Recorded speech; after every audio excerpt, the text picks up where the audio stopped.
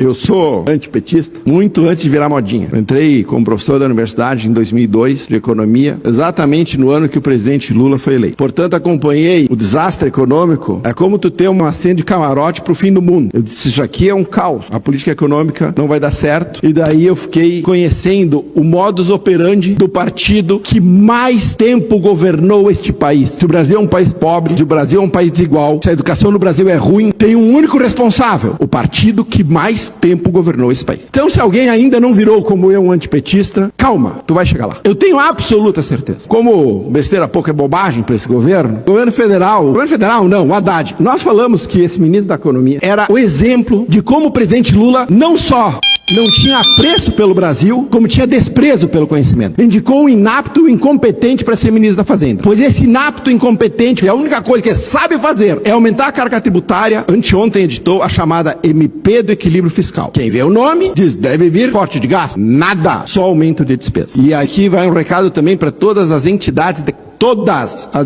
classe. Se os senhores acham que se submeter a este governo vingativo aí vai fazer com esse governo lhes ouça, não vai acontecer. Isso aí é que nem você alimentar o leão na esperança do último a ser comido. Este governo não tem respeito algum por nenhuma agenda que não seja sua. Todas as entidades de classe ligadas à indústria tiveram na esperança, seja do vice-presidente lá, não a Janja, o Alckmin, de que ele poderia reconduzir a indústria brasileira para o rumo. Da onde sai essa esperança? Quando o presidente Lula entrou, a participação da indústria no PIB brasileiro era de 28%. Em 2014, ela era de 22%. A desindustrialização tem um pai no Brasil, é o governo Lula. A MP do Equilíbrio Fiscal, que altera regras de PIS e COFINS e compensação de impostos, vai representar para a indústria em 2025, segundo o presidente da CNI, 60 bilhões de reais. O presidente Lula, seu governo de inaptos e o seu ministro incompetente já pegam um setor que está destruído e impõe um ônus fiscal de mais 60 bilhões de reais baseado na tal da MP do Equilíbrio Fiscal. Qual a justificativa da equipe incompetente, do ministro incompetente da economia? A de que precisavam compensar a desoneração de 17 setores da economia. O presidente Bolsonaro passou seus 4 anos desonerando os 17 setores da economia e esse dinheiro não fez falta. Diminuiu a dívida e teve superávit. Por que faz falta para esse governo? Porque esse governo só gasta dinheiro com a reconstrução do Rio Grande? Com aqueles que precisam? Não, só com os seus e com aqueles que lhe dão votos. Essa é o norte da política do PT para qualquer coisa. Esse governo não une ninguém. Esse governo só olha os seus, só direciona recursos para os seus e só quer saber de agradar os seus. Quem não rezar a cartilha, não beijar a mão, é tratado com desprezo. Vocês querem que a gente se submeta a isso? Quando a indústria se submeteu a este governo, ela começou a cavar a própria sepultura. O voto de Minerva do CARF já traz um ônus para a indústria estimado em 20 bilhões. Mais 60 bilhões são 80 bilhões de reais em tributos para um setor que no Brasil só perde. Neste momento, uma comitiva de ministros está para a China. Recomendo pegar o ministro chinês da indústria e já mandar ele vir ao Brasil assumir o posto. Vocês querem acabar com a indústria brasileira e entregar na mão dos chineses? Parabéns, o trabalho está sendo perfeito. Inacreditável que as entidades de classe que representam a indústria no Brasil não tenham aprendido a lidar com esse tipo de governo. Então eu vou dar um conselho para as entidades de classe. Ao invés de vocês irem beijar a mão do vice-presidente da República ou do presidente da República, ou seja, quem vocês acham que tem que puxar o saco para poder conseguir algum tipo de benefício, comecem a fazer peças publicitárias, colocar em horário nobre, acusando que esse governo efetivamente é um governo de destruição de todo o processo de criação de riqueza desse país. Ah, mas o PIB cresceu 0,8%. Sim, consumo veio a galope.